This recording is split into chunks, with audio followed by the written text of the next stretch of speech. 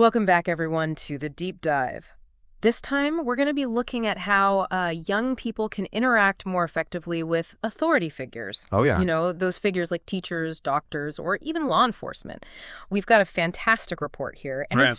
it's packed with tools and strategies hmm to really help young people navigate those sometimes tricky conversations. Yeah, and it's really interesting because the report doesn't just focus on avoiding conflict, Oh. but on actually giving young people the skills they need to communicate Hmm. clearly, Right. stand up for themselves, Wow. and even work collaboratively with those authority figures. So it's not about always agreeing, Right. but about knowing how to engage constructively. I like that. And this Mhm. report gets pretty specific, doesn't it? It even breaks down the unique challenges faced by different age groups. Yeah, it does. And that's so important because a one-size-fits-all approach, Right. it just won't work. A 13-year-old facing, disciplinary action at school is going to need very different strategies than, say, a 25-year-old disputing a parking ticket, for example. That makes total sense. So let's unpack that a little. What really stood out to you about those age-related differences? Well, for the youngest group, those between 12 and 14, Yeah. it's all about building those basic skills. They might have difficulty actually expressing their needs clearly or feel very intimidated by formal settings. Right. And this can often lead to emotional outbursts Yeah. or even, shutting down completely. Imagine a young teen in the principal's office. If they can't articulate their point across calmly, things could really escalate. Okay, so communication and managing those big feelings are key for that age. What about the 15 to 18-year-olds? They're starting to assert their independence more, right? Exactly. But they're also hyper-aware of being judged by adults. Yeah. Think about teens dealing with things like college applications or questioning a teacher's feedback Yeah. or even their first encounter with law enforcement, for example. It's a really tricky balancing act. Yeah, the report actually mentioned that this age group is prone to disengaging from those important conversations. Yeah. Yeah, it's like they want to be independent, but then they kind of shy away when things get tough. That's interesting. Yeah. Then you move into that 18 to 21 range, and oh my gosh, it's a whole new world. Really? They're navigating those complex systems like universities, Yeah. healthcare, Right. even legal aid, often while dealing with major life transitions at the same time. Wow. The report highlights how overwhelming and frustrating this can be for them. Yeah, I can definitely remember feeling that way at like 19, trying to figure out student loans. Oh, yeah. It was like a bureaucratic maze. What about those in their mid-20s? Are they in the clear by then? Not necessarily. Yeah. They're juggling work, relationships, Mm-hmm. and suddenly they're dealing with things like council taxes, Okay. housing issues, maybe even disputes with law enforcement. The report found that this constant pressure can actually lead to a sense of burnout for them. So we've got a pretty good understanding now of the challenges that young people face at these different ages. Right. But what about solutions? The report really emphasizes the importance of emotional intelligence, or EI, Yeah. and something they call determination. What exactly is EI, and how does it apply here? Well, EI is basically a set of skills that help us understand and manage emotions. Yeah. Both our own and those of other people. Okay. It involves self-awareness, Mm-hmm. self-regulation, empathy, and social skills. Those are some pretty big concepts. Can you give us an example of how these skills actually play out in a tough interaction, let's say with a police officer? Sure. Let's say a young person gets pulled over for like a broken taillight. Okay. Okay. Self-awareness is recognizing that feeling of anxiety or maybe even anger in that moment. Right. Self-regulation is taking a deep breath and choosing to speak calmly and respectfully to the officer, even if you feel unfairly targeted. Interesting. So it's not about suppressing those feelings, Right. but about choosing how you respond to them. Exactly. That makes a lot of sense. What about empathy? How does that come into play? Empathy is trying to see the situation from the officer's point of view. Okay. Maybe they've had a really stressful day Right. or just doing their job. Yeah. Understanding that perspective can help you approach the interaction with more patience and even find some common ground. It's like remembering that everyone is human, even those in authority positions. It sounds like social skills are the glue that holds all of this together, right? Yeah. Communicating your point clearly, actively listening to the other person, and working towards a solution together. Exactly. Think about a young adult who's negotiating a payment plan for a bill. Okay. Social skills are critical for having that productive conversation and reaching an agreement that works for both sides. It sounds like mastering these emotional intelligence skills could really change the game. But the report also mentions determination. What does that mean in this context? That's a fantastic point. Determination is about having the grit to keep going even when things get tough. Imagine a young person advocating for a better educational plan or appealing a fine, for example. Okay. They need to stay focused on their goals, persevere through setbacks, Right. and know when to escalate the issue if needed. That's resilience in action. I'm starting to see how emotional intelligence and determination can really work together to empower young people in these situations. Yeah, But it's one thing to understand the concepts, it's another to put them into practice. absolutely. And that's where the report gets really interesting. It outlines some specific tools to help develop these skills. Oh, wow. Let's dive into those right after a quick break.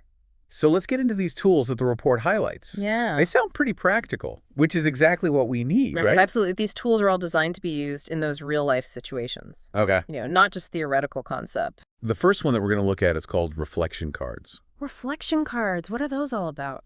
Well, they're basically designed to help you get clear on your thoughts and emotions before an interaction. Imagine a 15-year-old who's about to meet with a school counselor Oh, yeah. to discuss a really difficult situation. It Yeah. can be nerve-wracking, right? Yeah, definitely anxiety-inducing. So how would these reflection cards help? So the cards have these prompts that Okay. guide you. Things like, what am I feeling right now? Right. What's the main thing that I want to get out of this meeting? Okay. What are my biggest concerns going into this? So it's like a mental checklist to process those feelings and get organized before even walking into the room. Exactly. I can see how that would make a difference. Preparation can make a huge difference in how the whole interaction plays out. Yeah. And then there's another tool called the emotional thermometer. Okay, this one sounds interesting. How do you use an emotional thermometer? I'm picturing something literal here. Well, it's not a literal thermometer, of course, Okay. but it's a visual scale Mm-hmm. from 1 to 10. Okay. 1 represents a very calm, relaxed state, Gotcha. and 10 is, completely overwhelmed, highly stressed. Right. Before going into a meeting, a young person can use this thermometer to sort of check in with their emotional state. Okay, I can see how that would be useful. Let's say you're a 21-year-old about to meet with someone at the council office to discuss a housing issue. Yeah. You're probably feeling pretty stressed, right? Right. Yeah. And maybe they rate themselves at an 8 on the thermometer. Okay. Recognizing that high level of stress can then, prompt them to take a few minutes Yeah. to maybe do some deep breathing or some grounding techniques Right. before the meeting to try and bring that level down. It's like a quick self-assessment Exactly. before diving into a potentially stressful situation. Exactly. Like that. What's next? All right, next we have the progress tracker. Which is all about breaking down those big, overwhelming goals into smaller, more manageable steps. Oh, okay. I can see how that would be really helpful for those young adults Right. who are often dealing with those really complex situations. Absolutely. Yeah. Take the example of a 24-year-old appealing a parking ticket. Okay. Instead of feeling intimidated by that whole process, Right. the tracker can help them to break it down into those smaller steps. Okay. So step 1, gather all the evidence. Right. Step 2, fill out the forms correctly. Mm-hmm. Step 3, submit the appeal. Okay. It's like a roadmap, a way to stay focused and motivated, even when the process is long and complicated. Exactly. I could have used that a few times myself. Oh, absolutely. What else do we have? And finally, there's the emotion to action chart, Okay. which is brilliant for helping young people channel those sometimes intense emotions into more productive actions. This one sounds like it could be a real game changer, especially for those young people who might be prone to emotional outbursts, right? Absolutely. Yeah. Let's say a 14-year-old gets unfairly suspended from school. Okay. They're understandably angry and frustrated. Instead of, yelling at the teacher, Right. they can use this chart to actually identify those emotions Okay. and then connect them to more constructive actions. So the chart guides them toward a more positive way to address the situation. Exactly. Okay. So instead of lashing out, maybe they would use the chart to strategize a respectful appeal process with their parents, calmly presenting their side of the story and advocating for a fair outcome. So we've got these 4 tools then. The reflection cards for preparation, the emotional thermometer for self-awareness, the progress tracker for managing those complex tasks, and the emotion to action chart for turning those emotions into positive action. Yeah. What I find fascinating is that these tools aren't just for dealing with those authority figures. No, absolutely not. They're building essential life skills that Yeah. can be valuable in all kinds of situations. Right, exactly. It's like they're learning to be their own best advocate no matter what life throws their way. Yeah, I love that. But these tools are only as good as the results they get, right? Yeah. What kind of impact are we talking about here? So the report highlights some pretty impressive outcomes. Okay. One of the most significant is improved clarity and communication. Okay. Young people using these tools are able to articulate their needs and their goals more effectively. Right. And that can lead to fewer misunderstandings and conflicts. Well, that makes sense. If you can express yourself clearly and calmly, you're more likely to be heard and understood. Exactly. What else did the report find? There's also a significant boost in confidence. Yeah. That determination factor that we talked about. Yeah. These tools actually help to nurture that Oh, wow. by breaking down those intimidating processes Huh. and giving young people a real sense of control. Yeah, having that sense of agency can make a world of difference. Oh, absolutely. It's about feeling empowered to create change. Right. Rather than feeling helpless and stuck. I agree.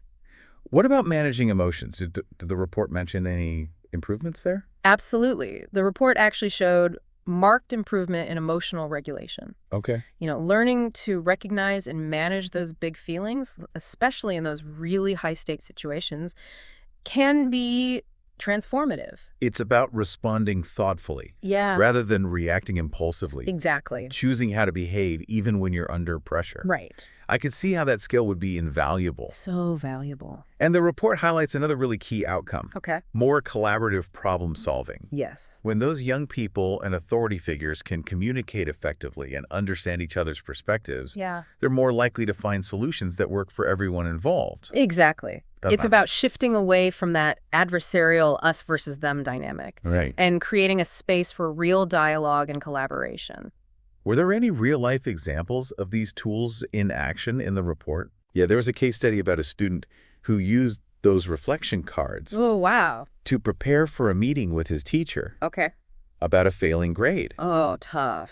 By taking the time to clarify his goals and his concerns beforehand, he was able to have a really calm and productive conversation with the teacher. Yeah. That led to a plan for improvement. That's a great example of how these tools can really lead to tangible results. Absolutely. But it sounds like the potential impact goes even beyond those individual success stories. Oh, yeah, for sure. Right. Absolutely. Are you saying that if we equip young people with these skills, they'll actually be better able to participate in civic life and advocate for themselves and their communities? Exactly. And it's not just about changing individual behavior. Right. It's about shifting the culture.